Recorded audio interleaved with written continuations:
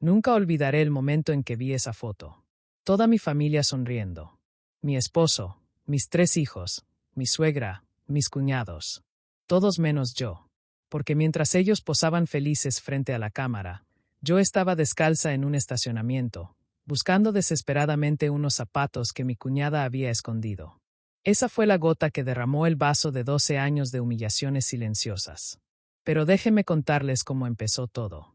Me llamo Esmeralda Palacios. Tengo 42 años, 3 hijos maravillosos, y un matrimonio que en ese momento llevaba 12 años tambaleándose entre el amor y la conveniencia familiar. Trabajo como administradora en una clínica dental, nada glamoroso, pero me gusta. Soy de esas mujeres que siempre intentan mantener la paz, que sonríen cuando deberían gritar, que tragan saliva cuando deberían escupir verdades. Ese sábado de octubre me desperté a las 6 de la mañana. Emocionada. Ridículamente emocionada para una mujer de mi edad. Era el día de la foto familiar anual en casa de mi suegra, doña Mercedes. Una tradición que ella había establecido desde que mi esposo Roberto era niño. Cada año, sin falta, toda la familia Martínez se reunía para capturar ese momento perfecto que luego adornaría las salas y los perfiles de redes sociales de todos. Este año yo había decidido que sería diferente. Me compré un vestido azul marino, elegante pero discreto. Fui a la peluquería el viernes por la tarde. Incluso me hice las uñas, algo que casi nunca hago porque con el trabajo y los niños nunca tengo tiempo. Quería verme bien. Quería, por una vez, sentir que pertenecía realmente a esa familia que me había acogido 12 años atrás cuando Roberto me presentó como su novia embarazada. Porque ese era mi pecado original en los ojos de doña Mercedes y especialmente en los de mi cuñada Mónica. Había llegado embarazada. No hubo boda elegante, no hubo compromiso largo, no hubo el tiempo suficiente para que ellos me evaluaran y decidieran si yo era suficientemente buena para un Martínez. Simplemente aparecí, con mi barriga de 4 meses, mi apellido común, y mi familia humilde del otro lado de la ciudad. Mónica, en cambio, se había casado 2 años después con un ingeniero. Boda en jardín, vestido importado, luna de miel en Europa. Ella era la nuera perfecta. Yo era la intrusa que había atrapado a Roberto. Esa mañana, mientras me ponía ese vestido nuevo y me miraba al espejo, pensé, hoy va a ser diferente. Hoy me van a ver. Hoy voy a estar en esa foto sintiéndome hermosa y parte de esta familia. Qué equivocada estaba. Llegamos a casa de doña Mercedes a las 11 de la mañana. Roberto manejaba en silencio, como siempre que íbamos a ver a su familia. Los niños iban atrás, Daniel de 17, Carolina de 15, y el pequeño Mateo de 8 años. Ellos tampoco hablaban mucho camino a casa de la abuela. Creo que todos intuíamos que esas reuniones nunca eran tan alegres como deberían ser. El carro de Mónica ya estaba estacionado en la entrada. Por supuesto. Ella siempre llegaba temprano, siempre era la primera en ofrecer ayuda, siempre sabía exactamente qué decir y qué hacer para ganarse la aprobación de doña Mercedes. Yo había intentado ese papel durante los primeros años. Llegaba con postres hechos en casa, ofrecía lavar los platos, preguntaba si necesitaban algo. Pero mis postres siempre estaban demasiado dulces o demasiado secos. Mis ofrecimientos se encontraban con un educado rechazo. Mis preguntas quedaban sin respuesta. Eventualmente dejé de intentarlo. Me convertí en la nuera silenciosa que llegaba, sonreía, asentía, y se iba. Entramos por la puerta principal. La casa olía a café recién hecho y al perfume caro que Mónica siempre usaba. Ese aroma me revolvía el estómago porque lo asociaba con incomodidad, con estar en guardia, con medir cada palabra antes de decirla. Mónica estaba en la cocina con doña Mercedes, organizando la mesa del comedor.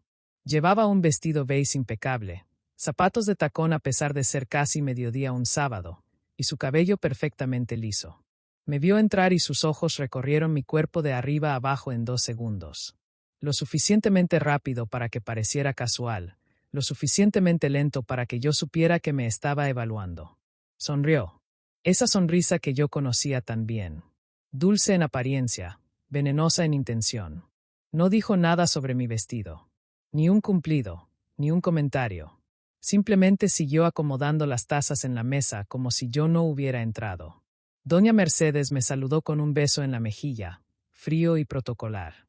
Roberto desapareció hacia el patio donde su hermano mayor, Andrés, ya estaba preparando la parrilla.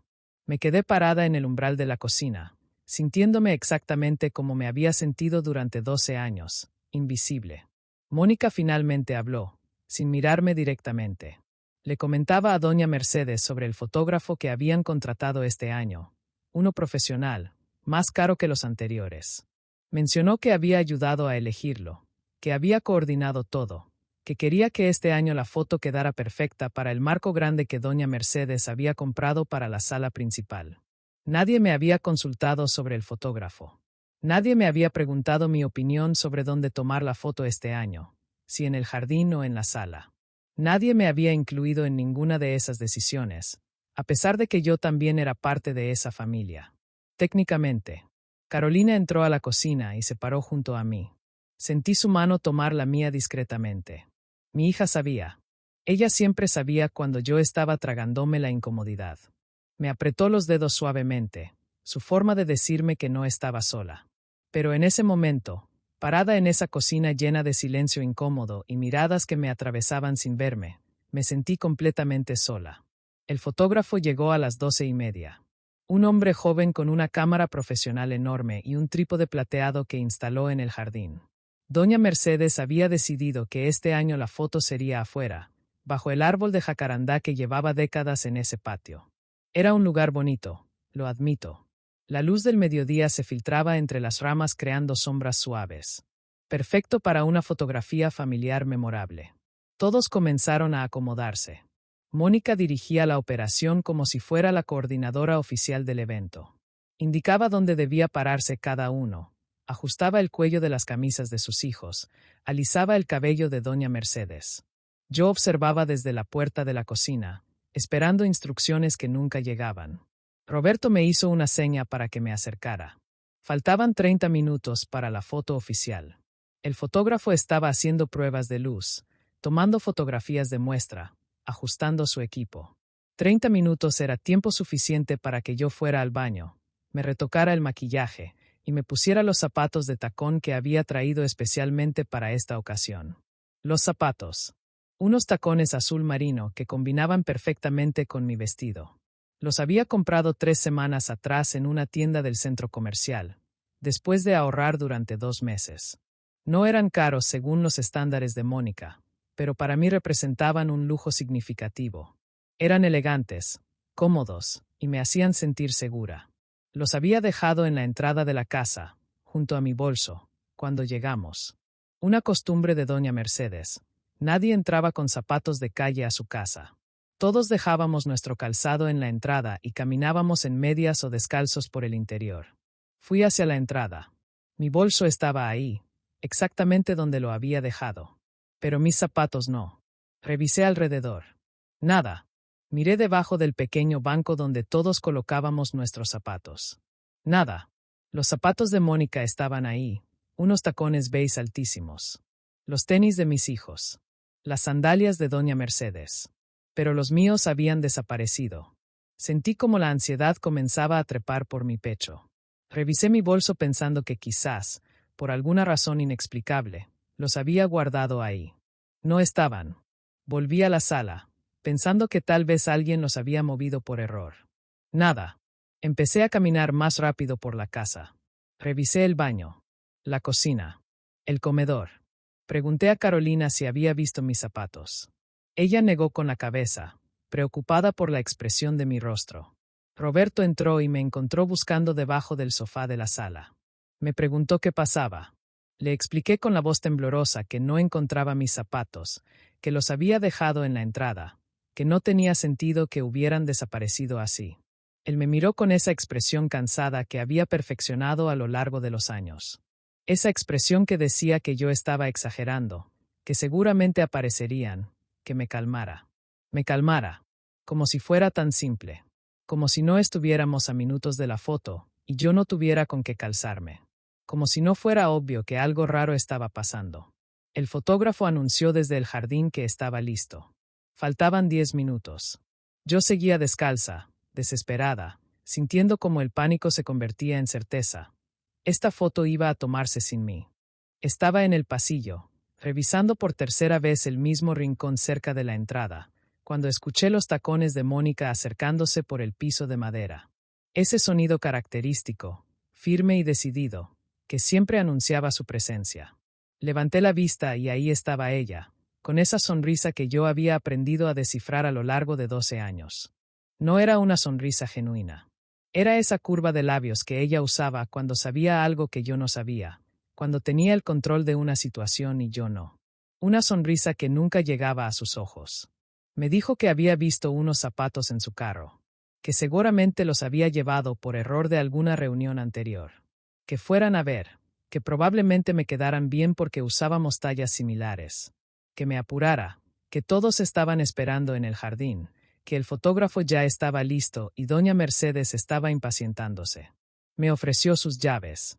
Las tomé con manos temblorosas, sintiendo una mezcla extraña de alivio y desconfianza. Algo en su tono no me convencía, pero no tenía opciones. Necesitaba zapatos. Ya podía escuchar a doña Mercedes preguntando por qué tardábamos tanto, su voz atravesando las paredes de la casa. Salí corriendo hacia el estacionamiento, descalza sobre el concreto caliente del mediodía. El sol pegaba fuerte y yo no había traído suéter ni nada para cubrirme. Solo quería encontrar esos zapatos, ponérmelos, y terminar con esto de una vez. El carro de Mónica era una SUV blanca impecable, como todo lo que ella poseía. Abrí la puerta del conductor con las llaves que me había dado. Revisé el espacio bajo el asiento. Nada. Abrí la guantera. Solo papeles y manuales del vehículo. Revisé el asiento trasero, pensando que quizás los había dejado ahí después de alguna actividad con sus hijos. Nada. Abrí la cajuela. Bolsas de supermercado vacías, una manta doblada, una caja con juguetes de sus hijos. Pero ningún zapato. Absolutamente ningún zapato. Cerré todo y revisé nuevamente. Pensé que quizás me había equivocado de lugar, que quizás estaban en algún compartimento secreto que yo no conocía. Volví a abrir cada puerta, cada espacio de almacenamiento. Mis manos temblaban ahora no solo de nervios, sino de una rabia que empezaba a despertar en mi pecho. No había zapatos. Nunca los hubo. Me quedé parada junto al carro, bajo ese sol abrasador, con los pies ardiendo sobre el pavimento caliente, entendiendo lentamente lo que acababa de pasar. Mónica me había enviado aquí sabiendo perfectamente que no encontraría nada. Me había sacado de la casa, me había alejado del jardín donde todos estaban reuniéndose para la foto, me había hecho perder tiempo valioso. Sentí como las lágrimas comenzaban a formarse en mis ojos, pero me negué a dejarlas caer. No aquí. No ahora. Cerré las puertas del carro con más fuerza de la necesaria y comencé a caminar de regreso a la casa, descalza, derrotada, sabiendo que ya era demasiado tarde. Desde el estacionamiento podía ver el jardín. Podía ver a todos formados bajo el árbol de jacarandá. Podía ver al fotógrafo con su cámara levantada. Podía ver ese momento perfecto del que yo no formaba parte. Corrí. Corrí tan rápido como pude sobre ese pavimento que me quemaba los pies, con mi vestido nuevo ondeando y mi dignidad arrastrándose detrás de mí. Pero ya era tarde. Entré al jardín justo cuando el fotógrafo bajaba su cámara del trípode. Ese sonido del clic final todavía retumba en mi memoria. Un sonido tan simple, tan ordinario, pero que en ese momento representó todo lo que yo no era para esa familia. Importante, considerada, esperada. Todos seguían en sus posiciones. Roberto con su camisa azul claro, serio y elegante. Andrés, su hermano mayor, con su esposa al lado. Los sobrinos perfectamente peinados. Doña Mercedes en el centro, como siempre, la matriarca indiscutible. Mónica a su derecha, en el lugar de honor que yo nunca ocuparía. Y mis hijos. Mis 3 hijos parados ahí, parte de esa composición de la que yo había sido excluida. Nadie volteó a verme cuando entré. O quizás sí voltearon, pero yo no lo registré porque toda mi atención estaba en el fotógrafo que guardaba su equipo, enrollaba cables, desmontaba el trípode con movimientos eficientes y profesionales. Movimientos que significaban que su trabajo había terminado. Me acerqué sin saber qué decir. Las palabras se me atoraban en la garganta. Doña Mercedes fue la primera en hablar. Su voz sonó fría, práctica, sin una pizca de la calidez que una suegra debería tener. Me dijo que ya habían terminado, que no podían seguir esperando, que el fotógrafo tenía otro compromiso y ya se había retrasado demasiado. Miré a Roberto buscando algún tipo de apoyo, alguna explicación, alguna defensa. Él evitó mi mirada. Se ajustó el cuello de la camisa y murmuró algo sobre que habían preguntado por mí varias veces, que no sabían dónde estaba. Pero yo sabía que eso era mentira. Mónica sabía exactamente dónde estaba. En el estacionamiento, buscando zapatos inexistentes en su carro, mientras ellos posaban para la fotografía más importante del año. El fotógrafo me mostró la pantalla digital de su cámara con una amabilidad profesional que me dolió más que cualquier insulto directo. Ahí estaba la imagen. La familia Martínez al completo. O casi completa. Todos sonriendo bajo ese árbol de jacarandá con la luz perfecta del mediodía. Mi esposo lucía guapo. Mis hijos estaban hermosos. La composición era impecable. Y yo no existía en ella. Fue entonces cuando vi los ojos de Mateo. Mi bebé de 8 años tenía los ojos rojos e hinchados. Había estado llorando. Me acerqué a él y se aferró a mi cintura con esa fuerza desesperada con la que los niños se aferran cuando algo los ha lastimado. Me susurró que había preguntado por mí 3 veces, que le había dicho a la abuela que esperaran, que papá le había dicho que no hiciera escándalo. Carolina estaba de pie junto al árbol, con los brazos cruzados y una expresión en su rostro que yo conocía bien. Rabia contenida. Mi hija había heredado mi capacidad de tragarse las palabras, pero también había heredado algo que yo había perdido hacía años, la indignación ante la injusticia. Daniel, mi hijo mayor, miraba su teléfono evitando hacer contacto visual con cualquiera. Era su mecanismo de defensa. Cuando las reuniones familiares se ponían tensas, él desaparecía en su pantalla. Pero yo sabía que él también lo había sentido. Esa exclusión deliberada, ese momento en el que su madre había sido borrada de la historia familiar. Mónica se acercó al fotógrafo para revisar las imágenes finales. La escuché comentar sobre lo bien que había quedado todo, sobre que Marco sería perfecto para la foto, sobre cuántas copias necesitarían imprimir para toda la familia. Hablaba con ese tono alegre y satisfecho de alguien que acaba de ganar algo. Y tenía razón. Ella había ganado. Yo seguía parada ahí, descalza sobre el pasto del jardín, con mi vestido nuevo que ya no importaba, sintiendo como algo dentro de mí se quebraba definitivamente. No era la primera humillación. No era el primer desaire. Pero era la primera vez que mis hijos lo presenciaban tan claramente. Era la primera vez que quedaba documentado en una fotografía que yo no era realmente parte de esta familia. Era la primera vez que no podía fingir que todo estaba bien. Carolina me aló del brazo con urgencia. Esa manera particular de tirar de mi manga que usaba cuando tenía algo importante que decirme, pero no quería que otros escucharan. Me alejó del grupo que seguía reunido bajo el árbol, comentando sobre la foto, decidiendo qué poses adicionales querían tomar ahora que el fotógrafo seguía ahí. Caminamos hacia el lateral de la casa, ese espacio estrecho entre la pared y el jardín donde doña Mercedes tenía sus macetas de hierbas aromáticas. El olor a menta y hierbabuena contrastaba con la amargura que yo sentía en la boca. Mi hija me miró directamente a los ojos con esa intensidad que tienen los adolescentes cuando descubren que el mundo no es tan justo como les enseñaron. Me dijo que había visto todo, que mientras yo estaba en el baño retocándome el maquillaje antes de buscar mis zapatos, ella había estado en la sala. Había visto cómo Mónica tomaba mis zapatos de tacón azul marino de la entrada. Los había observado perfectamente porque le había parecido raro que su tía estuviera tocando mis cosas. Mónica había mirado alrededor para asegurarse de que nadie la veía. Luego había metido mis zapatos en su bolsa personal, esa bolsa de diseñador enorme que siempre cargaba. Carolina había pensado que quizás su tía los estaba guardando en un lugar seguro, que tal vez había alguna explicación razonable. Por eso no había dicho nada inmediatamente. Pero ahora, después de verme llegar descalza y desesperada, después de que su tía me enviara a buscar zapatos inexistentes en su carro, después de que la foto se tomara sin mí, mi hija entendía perfectamente lo que había presenciado. No había sido un error. Había sido deliberado. Había sido cruel. Sentí como la rabia comenzaba a reemplazar la tristeza en mi pecho. Durante años me había convencido de que imaginaba cosas, de que exageraba, de que la antipatía de Mónica hacia mí era solo personalidades incompatibles. Pero esto no era una incompatibilidad de personalidades. Esto era sabotaje premeditado. Regresamos al jardín donde todos seguían reunidos. El fotógrafo ahora tomaba fotos casuales de los niños jugando, de doña Mercedes sonriendo con sus nietos. Yo me acerqué directamente a Mónica. No grité.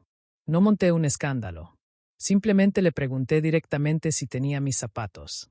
Ella me miró con esa expresión de inocencia ofendida que había perfeccionado a lo largo de los años. Me preguntó de qué estaba hablando. Dijo que le parecía increíble que la estuviera acusando de algo así. Que si no podía cuidar mis propias cosas, ese no era su problema.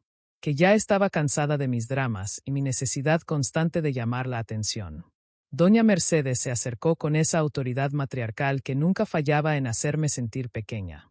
Me dijo que no hiciera un escándalo, que la foto ya estaba tomada, que no había necesidad de arruinar el resto de la tarde con acusaciones ridículas. Que seguramente mis zapatos aparecerían más tarde, que probablemente alguno de los niños los había movido jugando. Roberto intervino finalmente. Dijo que podíamos tomar otra foto, que no era tan grave, pero lo dijo sin convicción, con ese tono cansado de alguien que solo quiere que el momento incómodo termine. No me defendió. No le exigió a su hermana que dijera la verdad. Solo ofreció una solución superficial que todos sabíamos que no se llevaría a cabo. Mónica soltó una risa corta y seca. Dijo que el fotógrafo ya tenía que irse, que había otro compromiso, que todo esto era ridículo, que si yo no había encontrado mis zapatos, claramente era mi culpa por ser tan descuidada, que siempre hacía estas cosas, que siempre había algo conmigo. Y nadie la contradijo. Me quedé parada ahí, rodeada de toda esa familia que técnicamente era mía, sintiendo el peso de 12 años completos cayendo sobre mis hombros como una avalancha de recuerdos que había intentado enterrar. Porque no era la primera vez. Nunca había sido la primera vez. Solo había sido la más obvia, la más documentada, la que finalmente no podía ignorar. Mi mente voló hacia atrás, hacia la Navidad del año anterior. Habíamos decidido hacer un intercambio de regalos entre adultos con un límite de $50. Yo había sacado el nombre de Andrés, el hermano mayor de Roberto, y le había comprado una billetera de cuero genuino, elegante y práctica. Había buscado en 3 tiendas diferentes hasta encontrar la perfecta dentro del presupuesto. El día del intercambio, cuando llegó mi turno de recibir, Mónica me entregó una caja envuelta con papel brillante. La abrí frente a todos. Era un set de toallas de cocina baratas, de esas que venden en paquetes de 3 por $10 en el supermercado. Las toallas tenían estampados de frutas descoloridas y la tela se sentía áspera al tacto. Todos se quedaron en silencio incómodo. Yo sonreí y agradecí como si nada. Pero días después, la esposa de Andrés me confesó algo en privado. Me dijo que Mónica originalmente había comprado un perfume lindo para mí, que ella misma lo había visto. Pero en algún momento antes del intercambio, Mónica había cambiado mi regalo por esas toallas y se había quedado con el perfume para ella misma. Cuando le pregunté a Roberto al respecto, me dijo que probablemente fue un malentendido. Que no causara problemas familiares por algo tan insignificante como un regalo de Navidad. Que aprendiera a dejar pasar las cosas. Dejar pasar las cosas. Esa había sido la instrucción constante de mi matrimonio. Luego estaba el cumpleaños número 75 de doña Mercedes. Toda la familia había planeado una cena sorpresa en un restaurante elegante del centro. Mónica se había encargado de coordinar todo, de reservar el lugar privado, de organizar el pastel, de avisar a todos la hora exacta. A mí me dijo que la cena era a las 8 de la noche. Llegué con Roberto y los niños a las 8 en punto, vestidos formalmente, con el regalo que había elegido cuidadosamente para mi suegra. El restaurante estaba casi vacío. Nos dijeron que el evento privado había terminado hacía media hora. La cena había sido a las 6:30. Todos habían llegado, habían cantado el cumpleaños, habían cenado, habían tomado fotos familiares con doña Mercedes soplando las velas. Todo sin nosotros. Bueno, sin mí. Porque cuando llamé a Mónica furiosa, ella se disculpó diciendo que se había confundido con los horarios, que había sido un error honesto. Pero Roberto me contó más tarde que ella había mandado un mensaje grupal a toda la familia con la hora correcta. Un mensaje al que yo nunca fui añadida. Roberto lo había visto, lo había leído, y había asumido que yo también lo había recibido. Nunca verificó. Nunca preguntó. Llegamos al restaurante cuando todos ya se estaban yendo. Doña Mercedes estaba cansada y de mal humor porque había sido una noche larga. Me agradeció fríamente el regalo y se fue. Roberto me culpó por no haber confirmado la hora. Mónica siguió disculpándose con esa sonrisa que no llegaba a sus ojos. Y yo me tragué la humillación una vez más. Estaban también los comentarios constantes en cada reunión familiar. Comentarios sobre cómo criaba a mis hijos, siempre demasiado permisiva o demasiado estricta, nunca en el punto medio correcto. Comentarios sobre mi trabajo, preguntando cuándo iba a buscar algo más profesional, algo que pagara mejor, algo de lo que pudiera estar orgullosa. Comentarios sobre mi peso, sobre si había subido o bajado kilos, sobre qué dieta debería probar. Comentarios sobre la casa que Roberto y yo habíamos comprado, en un vecindario que no era tan bueno como el de Mónica. Comentarios sobre el carro viejo que yo manejaba, sobre por qué no nos alcanzaba para algo mejor. Comentarios sobre mi familia, mis padres humildes que vivían en un apartamento pequeño, mis hermanos que no habían ido a la universidad. Miles de comentarios pequeños a lo largo de 12 años. Cada uno como una aguja diminuta clavándose en mi piel. Individualmente no mataban, pero colectivamente me habían desangrado lentamente. Mónica era experta en esto. Nunca decía algo lo suficientemente horrible como para que yo pudiera señalarlo directamente. Siempre eran observaciones casuales, preocupaciones aparentes, sugerencias disfrazadas de ayuda. Y cuando yo intentaba defenderme, cuando intentaba explicarle a Roberto por qué me dolían esas cosas, él me decía que era sensible, que tomaba todo personal, que su hermana no tenía malas intenciones. Pero parada ahí en ese jardín, descalza y humillada frente a toda la familia, con mis hijos mirándome con una mezcla de pena y rabia, finalmente entendí la verdad que había estado negando durante más de una década. Siempre pensé que exageraba, que era mi inseguridad, que mis propios complejos me hacían ver malicia donde no la había. Pero no, era real. Todo había sido absolutamente real. Y ya no podía seguir fingiendo que no lo era. El fotógrafo finalmente se despidió. Guardó su equipo en el maletero de su carro y se fue, llevándose consigo la evidencia visual de mi inexistencia en esa familia. Doña Mercedes sugirió que pasáramos a la sala, que tomáramos café, que disfrutáramos el resto de la tarde como siempre hacíamos después de la foto anual. Como si nada hubiera pasado. Como si yo no estuviera parada ahí descalza, humillada, con el corazón rompiéndose en pedazos mientras todos simplemente seguían adelante con el programa establecido. Entramos a la casa. La sala de Doña Mercedes era exactamente como la recordaba de cientos de visitas anteriores. Muebles elegantes de madera oscura, cortinas de terciopelo color vino, y las paredes cubiertas con fotografías familiares enmarcadas. Fotos de bodas, graduaciones, cumpleaños, y por supuesto, las fotos familiares anuales de cada año. Pronto esta nueva foto se uniría a esa colección. Una foto donde yo no existía. Mónica se dirigió directamente al altavoz Bluetooth que estaba sobre la repisa de la chimenea. Mi teléfono estaba conectado desde más temprano. Yo había puesto música suave mientras todos nos preparábamos para la foto, canciones instrumentales que ayudaban a crear un ambiente relajado. Ella simplemente desconectó mi teléfono sin preguntar, sin siquiera mirarme. Tomó su propio celular de su bolso y lo conectó al altavoz. Segundos después, la sala se llenó con música pop contemporánea, el volumen mucho más alto que el que yo había elegido. Comentó algo sobre mi música. Dijo que era deprimente, que no entendía cómo podía escuchar cosas tan aburridas, que nadie quería dormir en una reunión familiar. Algunos se rieron. Risas incómodas, pero risas al fin y al cabo. Yo no dije nada. Ya ni siquiera tenía energía para defenderme. Entonces sucedió. Mónica abrió su bolsa de diseñador para buscar algo. Esa bolsa enorme color crema que siempre cargaba, llena de compartimentos y bolsillos. La apoyó sobre el sofá y metió la mano buscando lo que fuera que necesitaba. Su billetera, probablemente, o su labial, o cualquier otra cosa de las 1000 que llevaba ahí dentro. Y cayeron. Mis zapatos. Los tacones azul marino que yo había buscado desesperadamente. Cayeron de su bolsa y aterrizaron en el piso de madera con un sonido sordo que silenció toda conversación en la sala. El mundo se detuvo por completo. Todos miraron los zapatos. Luego miraron a Mónica. Luego me miraron a mí.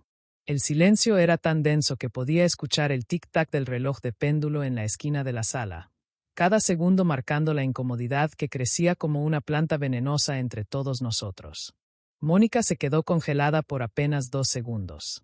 Solo 2 segundos donde su máscara se cayó y vi algo en sus ojos. No era arrepentimiento. Era cálculo. Estaba decidiendo rápidamente qué decir, cómo salir de esto, cómo convertir esta evidencia irrefutable en algo que pudiera negar o justificar. Y entonces habló. Dijo que mis zapatos debieron haberse caído de mi bolsa a la suya en la sala más temprano. Que seguramente cuando ambas dejamos nuestras cosas en la entrada, de alguna manera mis zapatos terminaron en su bolsa por accidente. Que era una coincidencia extraña, pero que esas cosas pasaban. Lo dijo con esa voz dulce y razonable que usaba cuando quería parecer la víctima de un malentendido. Como si fuera la situación más normal del mundo que los zapatos de alguien aparecieran mágicamente dentro de la bolsa cerrada de otra persona. Yo la miré a los ojos. Ella sostuvo mi mirada sin pestañear. En ese momento supe con absoluta certeza que ella sabía que yo sabía. Sabía que yo entendía perfectamente que esto había sido intencional, planeado, ejecutado con precisión.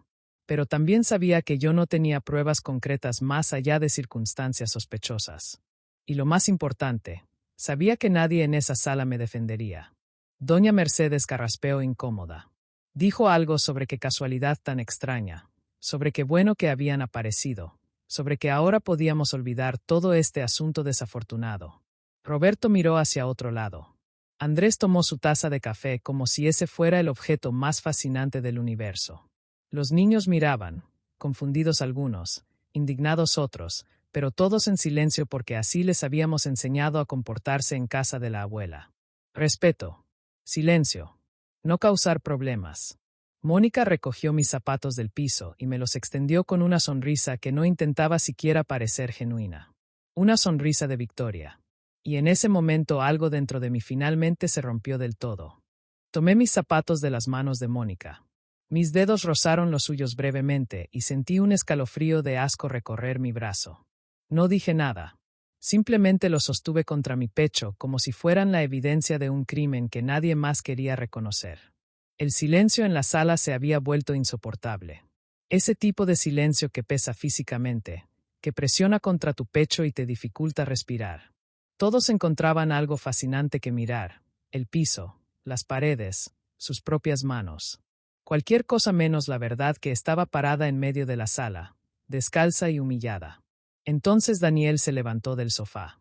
Mi hijo mayor, mi Daniel de 17 años, que siempre había sido callado y diplomático, que evitaba los conflictos familiares escondiéndose en su teléfono, que había heredado la tendencia de su padre de mantener la paz a cualquier costo. Él se levantó y su silla hizo un sonido fuerte contra el piso de madera. Todos voltearon a verlo. Y explotó. No con gritos histéricos ni con violencia física. Explotó con palabras. Con verdades que había estado guardando durante años.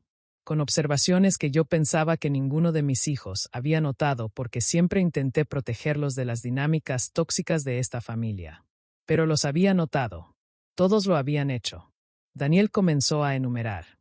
Cada cumpleaños mío que la familia había olvidado convenientemente mientras celebraban con bombos y platillos los cumpleaños de Mónica. Cada día de las madres donde yo recibía una tarjeta genérica mientras a Mónica le daban regalos elaborados y atención especial. Cada cena familiar donde mis opiniones eran ignoradas pero las sugerencias de Mónica se implementaban inmediatamente. Habló de la vez que yo llevé un pastel hecho en casa para el cumpleaños de Doña Mercedes, y Mónica comentó frente a todos que se veía casero, con ese tono que dejaba claro que casero era sinónimo de inferior. Habló de cómo ese mismo día, el pastel que Mónica había comprado en una pastelería cara fue elogiado durante media hora. Habló de las Navidades donde mis regalos siempre eran considerados inadecuados, mientras los de Mónica eran perfectos. De cómo yo había ahorrado durante meses para comprarle a Doña Mercedes un chal de lana fina y ella lo había dejado olvidado en una silla sin siquiera probárselo, pero había llorado de emoción con el juego de té que Mónica le regaló. Habló de conversaciones que yo pensaba que él no había escuchado. Comentarios que Mónica hacía sobre mí cuando creía que los niños no estaban cerca. Sobre cómo yo no era suficientemente sofisticada, suficientemente educada, suficientemente buena para ser parte de esta familia Martínez tan especial. Mi hijo habló de la vez que yo me ofrecía a organizar la fiesta de graduación de Daniel en nuestra casa y doña Mercedes dijo que mejor no, que la casa de Mónica era más apropiada para recibir invitados. Habló de cómo eso me había dolido, de cómo me había visto llorar esa noche en mi habitación aunque yo pensaba que nadie me había escuchado. Habló de hoy, de cómo él había visto a todos formándose para la foto mientras yo no estaba, de cómo había preguntado dónde estaba su mamá y le habían dicho que me quedara callado, de cómo su padre le había hecho una señal para que no insistiera, para que no arruinara el momento, de cómo se había parado ahí, en esa foto familiar que ahora odiaría por el resto de su vida, sabiendo que su madre estaba siendo deliberadamente excluida y sin poder hacer nada al respecto porque era solo un niño en una sala llena de adultos que habían decidido colectivamente ignorar una crueldad. Carolina se levantó también. Mi hija de 15 años, con lágrimas corriendo por sus mejillas pero con una voz firme y clara. Ella complementó lo que Daniel había empezado. Habló de conversaciones de mujeres que ella había escuchado, de cómo las amigas de Mónica hacían comentarios sobre mí en reuniones familiares, siempre en ese tono de lástima condescendiente. Habló de cómo había crecido pensando que era normal que las tías trataran así a sus cuñadas, hasta que empezó a visitar las casas de sus amigas y vio familias donde todos se trataban con respeto genuino, donde las cuñadas eran amigas de verdad, donde se apoyaban mutuamente, donde no había esa competencia tóxica y ese desprecio apenas disimulado. Habló de cómo ella había defendido a su tía Mónica en la escuela cuando alguien hizo un comentario negativo sobre ella, solo para llegar a casa y escuchar a esa misma tía hablar mal de su madre. De cómo eso le había roto el corazón porque le enseñó que la lealtad era unidireccional en esta familia. Habló de hoy también. De cómo había visto a Mónica esconder mis zapatos. De cómo había dudado en decir algo porque tenía miedo de causar problemas, de arruinar la foto familiar, de ser la adolescente dramática que causa escenas. De cómo se odiaba a sí misma ahora por haber guardado silencio. Mateo, mi bebé de 8 años, no dijo mucho porque no tenía el vocabulario ni la capacidad de articular años de observaciones como sus hermanos mayores. Pero se aferró a mi pierna y lloró abiertamente, sin el autocontrol que los adultos habíamos perfeccionado. Lloró con esa honestidad brutal que solo los niños poseen, sin avergonzarse de sus emociones, sin tratar de esconder su dolor. Y Roberto finalmente, después de 12 años de evitar conflictos y pedirme que dejara pasar las cosas, vio algo que no podía ignorar. Vio a sus 3 hijos defendiendo a su madre con una pasión y una claridad que él nunca había tenido el coraje de mostrar. Vio el dolor en mis ojos que ya no podía esconder detrás de sonrisas forzadas. Vio la evidencia física de la crueldad de su hermana sostenida en mis manos en forma de zapatos que nunca debieron haber desaparecido. Y vio su propia complicidad reflejada en los rostros acusadores de sus hijos que lo miraban esperando que finalmente, por una vez, eligiera el lado correcto. Roberto se puso de pie lentamente. Era como ver a alguien despertar de un sueño largo y confuso, parpadeando ante una realidad que había estado frente a él todo el tiempo pero que había elegido no ver. Sus manos temblaban ligeramente cuando se pasó los dedos por el cabello, ese gesto nervioso que hacía cuando estaba procesando algo difícil. Miró a Mónica, luego a su madre, luego a mí, y en sus ojos vi algo que no había visto en años: claridad. Esa claridad dolorosa que llega cuando finalmente dejas de justificar lo injustificable, cuando dejas de proteger a las personas equivocadas, cuando entiendes que tu silencio ha sido complicidad. Habló directamente a Mónica primero. Le preguntó por qué había hecho esto. No solo hoy con los zapatos, sino todo. Durante todos estos años. ¿Qué había hecho yo para merecer este tratamiento constante? Esta campaña sistemática de pequeñas crueldades diseñadas para hacerme sentir que no pertenecía. Mónica intentó su estrategia usual. La negación suave, la victimización, la acusación de que todos estaban exagerando. Dijo que esto era ridículo, que ella siempre me había tratado bien, que si yo tenía problemas de inseguridad eso no era su culpa, que estaba cansada de ser el chivo expiatorio de mis insatisfacciones personales. Pero esta vez su actuación no funcionó, porque Roberto no la dejó terminar. Le dijo que él también había visto, que durante años había minimizado mi dolor porque era más fácil que enfrentar la verdad, que le había pedido a su esposa que fuera más comprensiva, más paciente, menos sensible, cuando debió haberle pedido a su familia que la tratara con el respeto básico que cualquier ser humano merece. Le dijo que había fallado como esposo, que había elegido la paz familiar superficial sobre la dignidad de la mujer que había construido una vida con él, que había criado a sus hijos, que había soportado años de humillaciones porque él le pedía constantemente que dejara pasar las cosas. Roberto se volvió hacia su madre. Doña Mercedes se veía incómoda, algo raro en una mujer que siempre había controlado cada situación familiar con mano de hierro. Él le dijo que ella había permitido esto, que como matriarca de la familia, ella había establecido el tono de cómo yo sería tratada desde el principio, que su frialdad hacia mí había dado permiso implícito para que Mónica hiciera lo que quisiera. Le recordó todas las veces que yo había intentado acercarme, que había llevado comida hecha con cariño, que había ofrecido ayuda genuina, que había intentado construir una relación de suegra y no era que fuera más que protocolar. Y como ella había rechazado cada intento con esa cortesía helada que dolía más que cualquier insulto directo. Doña Mercedes intentó defenderse. Dijo que ella siempre me había recibido en su casa, que nunca me había faltado el respeto abiertamente, que no podía controlar cómo Mónica y yo nos llevábamos entre nosotras, que estas eran dinámicas de mujeres y que los hombres no entendían esas complejidades. Pero Roberto no aceptó esa excusa.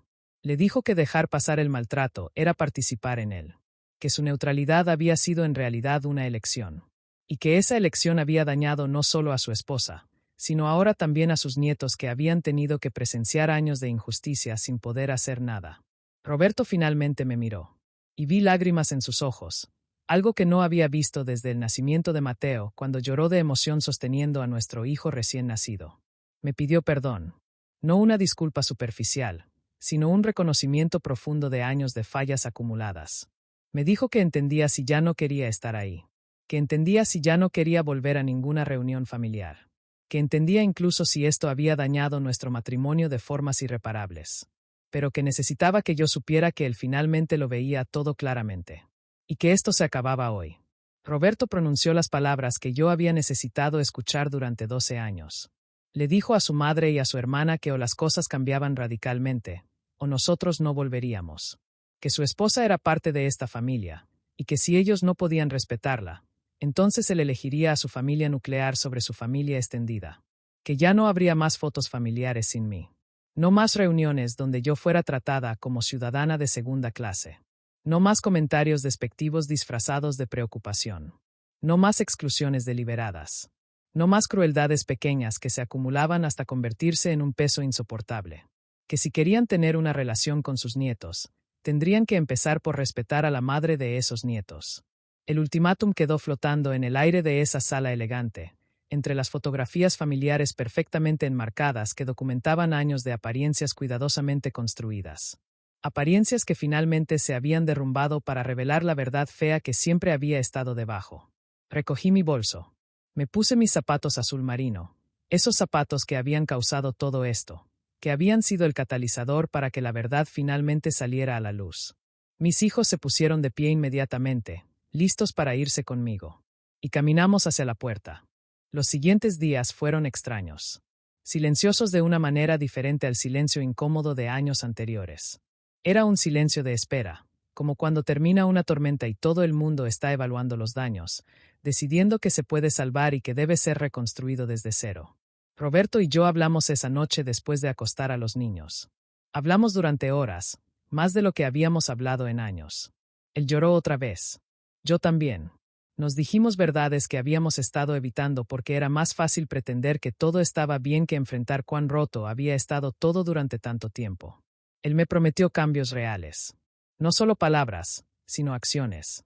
Terapia de pareja para reconstruir la confianza que se había erosionado. Límites claros con su familia que él defendería activamente. Una disculpa no solo por lo de hoy, sino por años de complicidad silenciosa. Yo no le prometí nada todavía. Le dije que necesitaba tiempo. Que 12 años de dolor no se curaban con una conversación, por sincera que fuera. Que vería sus acciones antes de creer completamente en sus palabras. Pasaron 5 días sin contacto con la familia Martínez. Ninguna llamada de doña Mercedes. Ningún mensaje de Mónica. Era como si estuvieran esperando que el escándalo se olvidara, que todo volviera a la normalidad eventualmente, como siempre había sucedido antes. Pero esta vez era diferente. Porque mis hijos habían hablado. Y los niños hablan con otros niños. El martes siguiente, Carolina me mostró algo en su teléfono durante el desayuno. La foto familiar había sido publicada en Facebook por doña Mercedes. La imagen perfecta de la familia Martínez bajo el árbol de jacarandá, todos sonriendo, todos presentes. Excepto yo. La publicación tenía varios comentarios. Tías, primas, amigas de la familia. Todos notando mi ausencia. Preguntando dónde estaba yo. Preguntando si todo estaba bien. Algunos con preocupación genuina, otros con esa curiosidad morbosa que la gente tiene cuando huele drama familiar. Mónica había respondido a uno de esos comentarios. Algo vago sobre que yo no había podido estar en la foto por razones personales. Un comentario que intentaba sonar neutral, pero que tenía un tono apenas perceptible de condescendencia, como si yo hubiera sido dramática o difícil. Carolina había leído ese comentario. Y mi hija de 15 años, que había crecido viendo a su madre ser maltratada pero sin saber cómo ayudar, que había guardado silencio durante años porque así le habíamos enseñado, decidió que ya no guardaría más silencio. Ella publicó la verdad en su propia cuenta de Instagram. No con drama adolescente ni con lenguaje exagerado. Simplemente con hechos. Escribió que su tía había escondido los zapatos de su madre deliberadamente para que no pudiera estar en la foto familiar. Que esto no había sido un incidente aislado, sino el último de muchos años de maltrato sistemático. Que su familia finalmente había decidido que ya era suficiente. No mencionó nombres completos. No usó lenguaje ofensivo. Pero cualquiera que conociera a nuestra familia sabía exactamente de quién estaba hablando. Y la publicación se compartió. Primero entre sus amigos. Luego entre primos que también seguían su cuenta. Luego entre familiares más lejanos.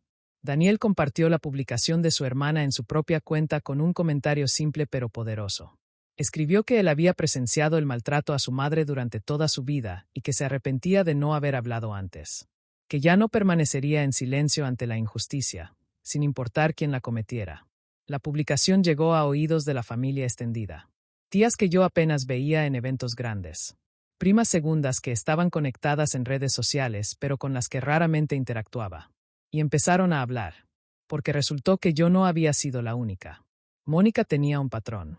Otras mujeres de la familia comenzaron a compartir sus propias experiencias en los comentarios y en mensajes privados. La esposa de un primo que había dejado de asistir a reuniones familiares años atrás. Una cuñada del lado de Andrés que había sido tratada de manera similar hasta que simplemente se alejó. Historias de regalos saboteados, de comentarios crueles disfrazados de preocupación, de exclusiones deliberadas, de humillaciones públicas sutiles pero devastadoras. Un patrón que se extendía mucho más allá de mí, pero que nadie había confrontado directamente porque Mónica era la favorita, la hija perfecta, la que siempre sabía cómo mantener su imagen impecable. Para el jueves, la narrativa había cambiado completamente.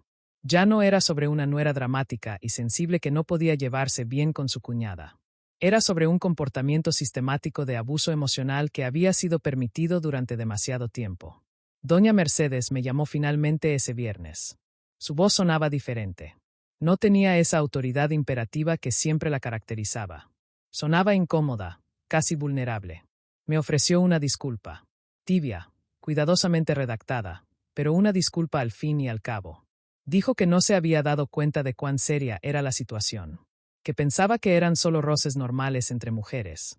Que tal vez había sido injusta al no intervenir más activamente. Que esperaba que pudiéramos encontrar una manera de seguir adelante como familia. No era la disculpa que yo merecía. No reconocía completamente su papel en años de permitir y reforzar el maltrato. Pero era más de lo que jamás pensé que recibiría de ella. Le dije que agradecía la llamada, pero que necesitaba tiempo. Que las palabras eran importantes, pero que las acciones lo eran más. Que vería cómo se desarrollaban las cosas antes de decidir qué tipo de relación quería tener con la familia Martínez en el futuro. Mónica no llamó. No se disculpó. Pero su silencio en redes sociales hablaba volúmenes. Ella, que siempre publicaba sobre cada evento familiar, cada logro, cada momento perfecto de su vida curada cuidadosamente, no había publicado nada en días. Porque por primera vez en su vida, Mónica había quedado expuesta. Su imagen cuidadosamente construida de nuera perfecta, hermana maravillosa, miembro ejemplar de la familia, se había agrietado. Y todos podían ver lo que había debajo. El karma no siempre llega rápido ni obvio, pero a veces llega en forma de verdad que finalmente sale a la luz. Han pasado 3 meses desde ese sábado de octubre. 3 meses desde la foto familiar que cambió todo. La vida no se arregló mágicamente de la noche a la mañana como sucede en las películas. Las heridas de 12 años no se curan en 90 días. Pero algo fundamental cambió en mí, en mi familia, en la forma en que nos relacionamos con el mundo. Roberto y yo empezamos terapia de pareja. 2 veces por semana al principio, ahora una vez cada semana. No es fácil. Hay sesiones donde lloramos, donde nos enfrentamos a verdades incómodas sobre cómo llegamos a este punto. Él está aprendiendo a ver los patrones que ignoró durante años. Yo estoy aprendiendo a expresar mis necesidades sin sentir que estoy causando problemas. Nuestro matrimonio no está perfecto. Quizás nunca lo esté, pero está más honesto. Y esa honestidad, aunque dolorosa, se siente como una base más sólida que la paz falsa que mantuvimos durante tanto tiempo. Con la familia Martínez, establecimos límites claros. No más reuniones obligatorias cada fin de semana. No más aceptar invitaciones solo por compromiso. Ahora vamos cuando queremos, cuando sentimos que será saludable para nosotros. Y tenemos permiso de irnos en cualquier momento si algo se siente incómodo. La primera reunión después del incidente fue tensa. Fue el cumpleaños de Mateo en noviembre. Decidí que no quería que mis hijos perdieran a sus abuelos y tíos completamente, pero tampoco íbamos a pretender que nada había pasado. Invitamos a la familia a nuestra casa, en nuestro territorio, bajo nuestras reglas. Doña Mercedes vino. Se comportó con más calidez de la que jamás había mostrado. No fue efusiva ni exagerada, pero hubo un cambio real. Me preguntó cómo estaba. Escuchó cuando le hablé. Elogió la comida que preparé sin ese tono de sorpresa condescendiente que solía usar. Mónica también vino. No hubo disculpa directa. Probablemente nunca la habrá. Pero hubo un cambio en su comportamiento. Ya no hace esos comentarios envenenados disfrazados de preocupación. Ya no toma control de situaciones en mi presencia. Se mantiene a distancia, educada pero cautelosa. No somos amigas. Nunca lo seremos. Pero existe ahora un respeto forzado por los límites que hemos establecido. Y eso es suficiente. Mis hijos están diferentes también. Daniel habla más en las reuniones familiares. Expresa sus opiniones sin miedo. Carolina es más segura, más dispuesta a defender lo que cree correcto.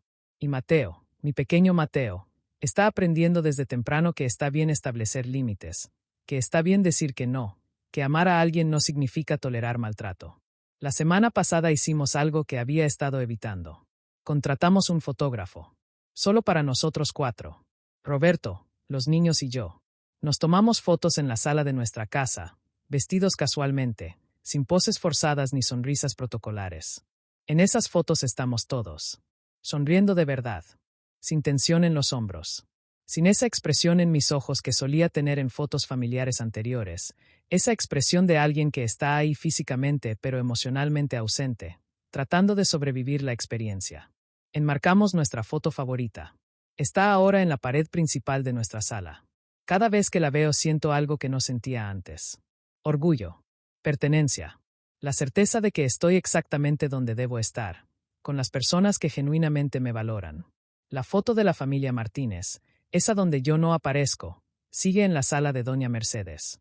Un recordatorio permanente para todos ellos de lo que sucede cuando el maltrato se permite durante demasiado tiempo.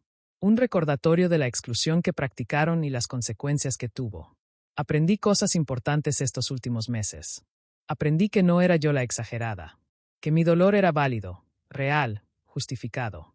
Aprendí que pedir respeto no es causar drama, que establecer límites no es ser difícil, que alejarme de situaciones tóxicas no es abandono sino supervivencia. Aprendí que a veces el amor significa decir que no, que la familia de verdad no te hace sentir pequeña, que pertenecer no debería doler tanto. Aprendí que mis hijos estaban observando todo. Cada vez que yo tragaba una humillación, les enseñaba que eso era aceptable. Cada vez que sonreía a través del dolor, les mostraba que las apariencias importaban más que la dignidad. Y cuando finalmente dije basta, les di el permiso de hacer lo mismo en sus propias vidas. Me tomó 12 años entender algo fundamental. No era yo el problema. Nunca lo fui.